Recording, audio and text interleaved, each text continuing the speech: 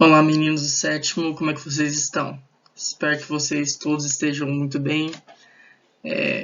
Nessas semanas aí que passaram, vocês fizeram aquela avaliação de aprendizado, né? Que ela não valia nota de fato, mas foi uma avaliação muito importante, né? Para a gente ter uma noção de como vocês estão aprendendo o conteúdo, se a nossa forma de falar está conseguindo alcançar vocês, né? E nós tivemos muitos resultados bons, bem bacanas. Né? Alguns de vocês não participaram, mas espero que vocês façam essa próxima, né? Não esqueçam, não durmam demais, esqueçam de fazer, porque eu sei que teve gente que fez isso, esqueceu de responder, então assim, não vamos esquecer quando a gente for fazer a nossa próxima, certo? Então vamos pensar agora sobre os conteúdos, certo? Como você pode ver que já tem uma grande embarcação aqui nessa imagem e o título de As Grandes Navegações.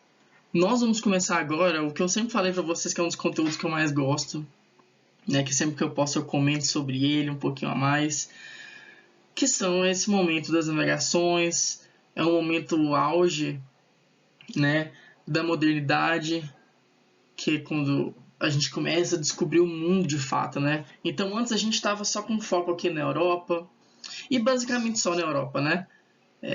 Quando nós vimos até mesmo a questão do Maomé, certo, do islamismo, ainda assim estava bem voltado ainda para a história da Europa, porque a gente já viu que não se conheciam outras partes do mundo.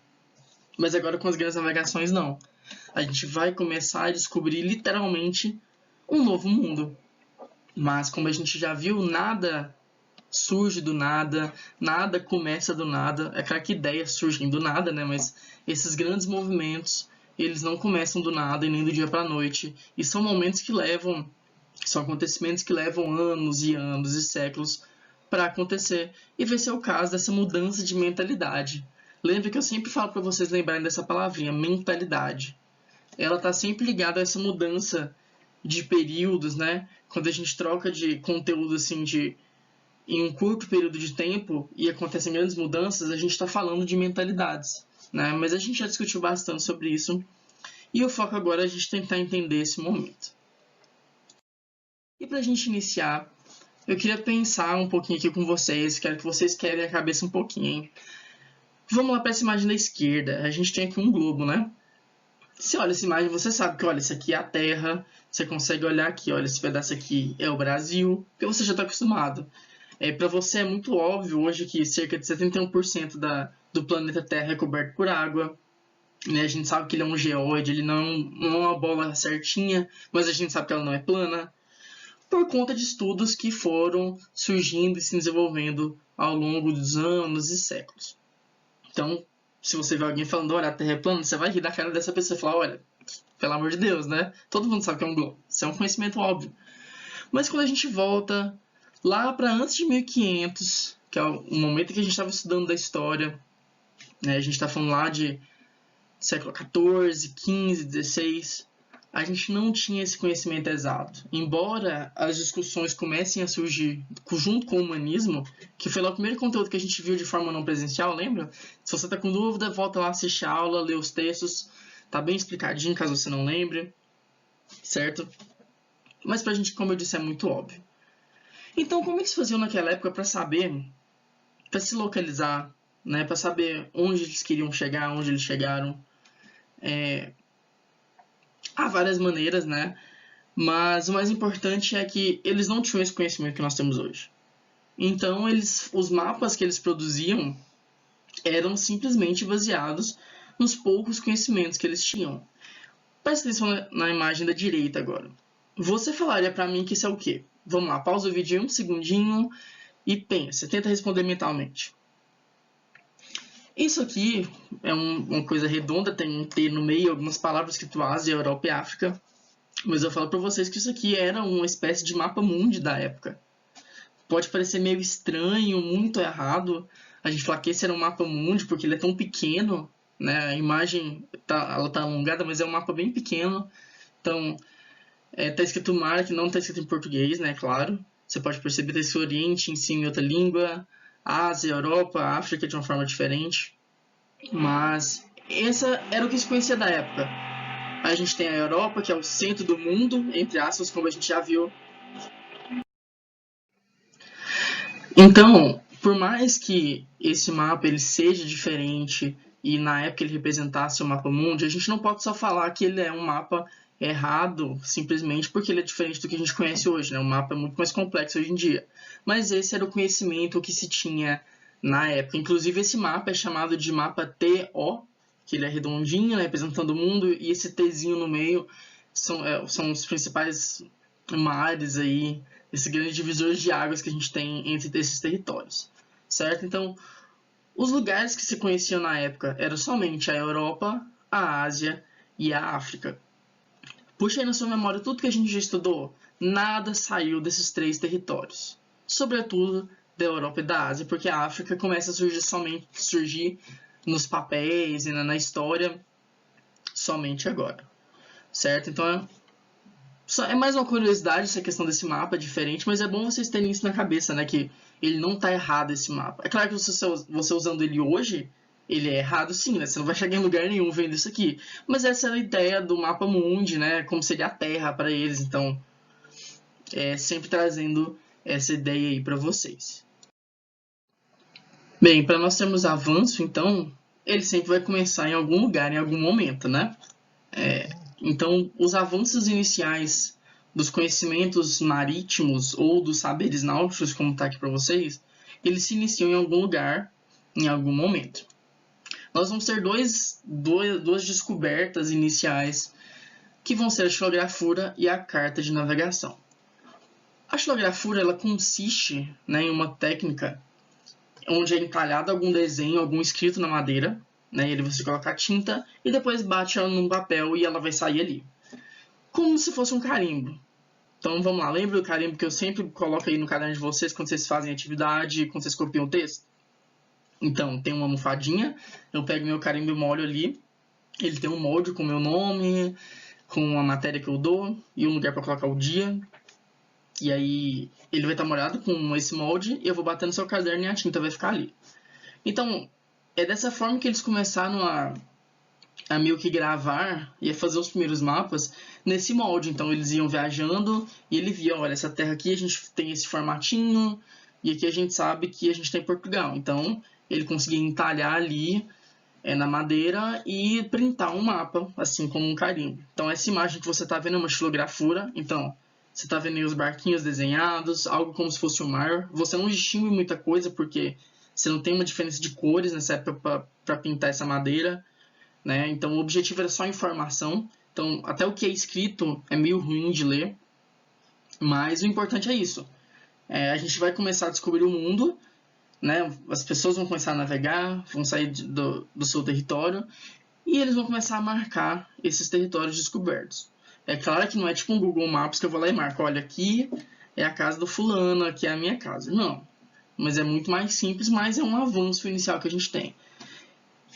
E a gente vai ter também as cartas de navegação, que vão ser bastante importantes, porque, por exemplo, eu viajo, eu chego em um território e ali eu escrevo tudo que eu fiz, eu tento descrever o máximo o caminho que eu fiz, o caminho que eu percorri, as anotações daquele lugar, e mando de volta para minha terra, para o meu rei, para aquele conhecimento se disseminar também, certo? Então, além de eu conhecer um lugar novo, eu vou informar para os outros esse território que eu conheci, e ele, de certa forma, se tornar um conhecimento comum a todos.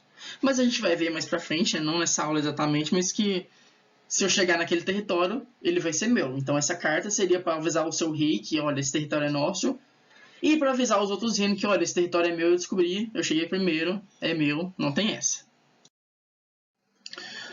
Bem, para a gente ir para o nosso último assunto aqui dessa aula, então, vamos pensar o seguinte. Em todos os conteúdos que nós vimos, lembra aí o que vocês viram lá no 6º ano também, que vocês viram comigo esse ano, sempre que a gente vai falar que um lugar foi conquistado, que a gente descobriu um território novo, sempre era através de cavalos, né, era terra, nunca a mar. Vocês já se perguntaram por que isso? Por que que, olha, a galera só não pegava um barquinho ali, criava uma canoinha e ia embora conquistar novos territórios?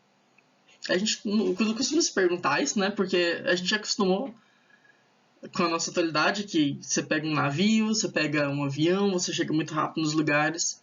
Mas a gente se esquece que nesse momento a gente não tinha essas coisas. Você não tinha um Google Maps da vida que te falava, olha, aqui é o Brasil, aqui é a Europa. Não, não tinha.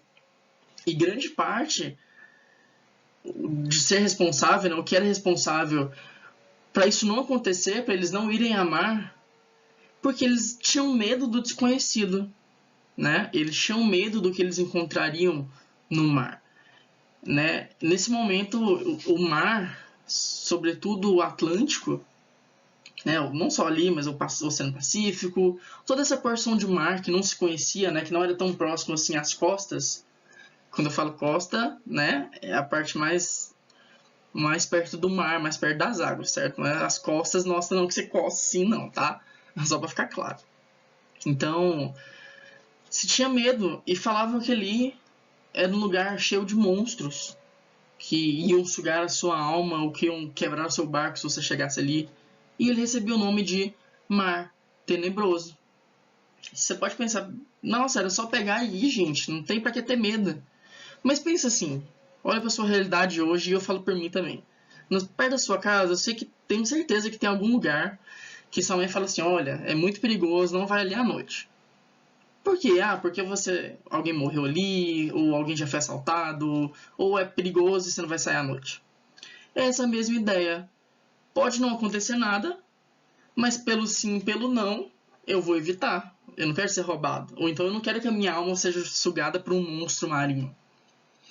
Então essas imagens aí, principalmente a da direita, ela representa muito bem essa ideia. Esse é um mapa, como você pode perceber, então tem os territórios, ele é o Oceano Atlântico, mas tem um monstrinho ali, olha, com uma cauda gigante, com uma cara horrenda. Então, transmitindo em um mapa oficial que ele era um território perigoso, ele estava um mar tenebroso. Então pensa você como um navegador, você pega o mapa e tem um monstro. Você vai para lá? É claro que não, bicho, você não vai. Você não é besta, né? Para que você vai arriscar morrer? Olha da esquerda também. Ela também tem um monstro, ele quase um dragão gigante, mas ele nos apresentou outro aspecto desse momento, do que eles acreditavam. Você vê que tem uma porção de terra, uma porção de mar, mas tem um barco caindo. Então eles acreditavam de fato que a terra teria uma borda, e você ia lá velejando, navegando, e uma hora ia cair. Então eles acreditavam nisso porque eles não tinham esse conhecimento, eles não chegavam ali ainda. Até porque eles não tinham a tecnologia, como a gente viu.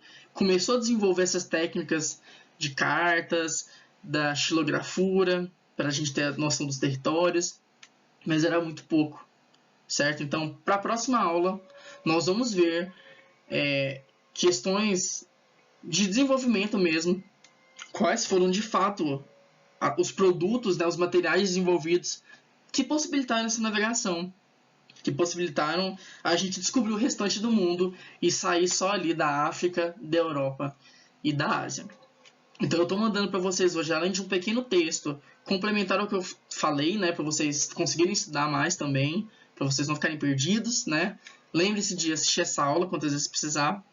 E eu também estou enviando as respostas da atividade que eu mandei semana passada de revisão, certo? Então, estudem elas também, porque isso vai estar na nossa segunda avaliação que nós vamos fazer, certo? Então, estudem, leiam, releiam, entrem no EO, me manda mensagem lá, onde você me encontrar, Instagram, em Twitter da vida, no próprio EO. A gente não pode ficar com dúvidas, certo? Então, até a próxima, abraço e tchau.